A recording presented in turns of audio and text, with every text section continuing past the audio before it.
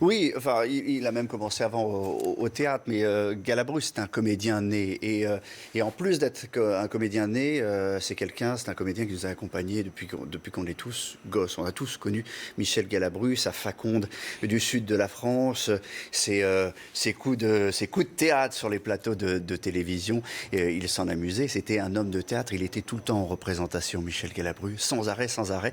Il était animé par la passion de théâtre. Alors c'est vrai qu'il a joué dans un nombre impressionnant de films, plus de 250 pour la télévision, et évidemment beaucoup pour le cinéma. Vous citiez tout à l'heure Les Gendarmes de Saint-Tropez, c'est l'une des séries avec Louis de Funès qu'il a fait connaître sans doute du plus grand nombre, mais ce qui l'anime, et puis un nombre de nanars assez impressionnant, d'ailleurs il le disait lui-même, mais c'est pas grave, il aimait tourner, il aimait jouer la comédie, il aimait monter sur... Lui, dans les Soudoués, vous parlez des nanars. Sur les Soudoués, il a fait aussi des bons films. Oui. Le Papy fait de la Résistance, l'un des derniers, c'était aussi Astérix. Il a toujours joué. Et puis il y a Rému. Il y a sa passion pour Rému, cet auteur du sud de la France. Il avait joué au théâtre, il adorait ça. Michel Galabru, c'est une immense tristesse aujourd'hui parce que c'est un immense, encore une fois, comédien, mais c'est un comédien total, c'est un comédien qui... encore une fois, aimait être sur une scène, représenter, être face à un public. Voilà ce qu'il animait. Il a eu du succès dans les années 60, dans les années 70, dans les années 80, avec Subway de Luc Besson. On se souvient il a fait quelques drames, oui. ce rôle de commissaire. Et puis il a du succès très récemment dans Bienvenue chez les Ch'tis. Bienvenue chez les Ch'tis, où effectivement il jouait ce rôle comme ça. On le voyait donner des conseils à Danny Boone en lui disant tu vas aller dans le Nord, c'est terrible le Nord, etc. Évidemment, encore une fois, il a parcouru toutes les générations. Vous savez que toutes les générations de Français connaissent Michel Galabru, qui est sur scène, qui est au cinéma.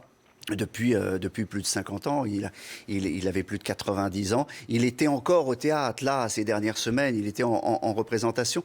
Il y a peut-être un extrait qu'on peut passer d'un entretien on a eu il y a quelques années avec Michel Galabru. En tout cas, il me racontait que effectivement, on pouvait jouer au théâtre. Il n'y a rien qu'empêcher. Je lui avais posé la question. J'ai dit mais il y a bien un moment. Il avait plus de 90 ans déjà. Hein, il y a bien un moment où vous arrêterez de jouer. Il y a bien quelque chose qui vous fera arrêter. Et il me disait non, c'est impossible. Il n'y a rien. Même quand on est vieux, on peut jouer. Et même quand on est estropié, on peut jouer un estropié. On peut tout faire au théâtre. On peut jouer. Il n'y a rien qui empêche jamais. Est-ce qu'on peut dire que Michel Galabru, Olivier, est mort sur scène? Il travaillait encore jusqu'à ces derniers jours? Oui, quasiment. Enfin, il est mort dans son sommeil, mais encore une fois, il était à l'affiche d'un théâtre. Sa passion, c'était le théâtre. Et comme je vous le disais, il n'y a rien qui pouvait empêcher Michel Galabru de monter sur scène. C'était son moteur, c'était sa façon d'avancer, c'était sa vie, c'était sa passion, c'était jouer, c'était être avec d'autres comédiens, c'était retrouver les comédiens pour aller dîner avec eux après le théâtre. C'était ça, sa vie. Voilà ce que c'était exactement. Et vous l'aviez rencontré, vous l'avez dit. On va écouter un extrait de Michel Galabru qui vous avait dit qu'on pouvait être comédien à tous les âges. C'est ce que vous nous disiez. On va écouter Michel Galabru.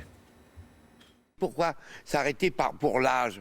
Non, on s'arrête parce que physiquement on ne peut plus, ça c'est autre chose. On ne peut plus marcher, on ne peut plus se lever, et encore, on peut jouer des estropiés. Non, c'est une passion, c'est normal.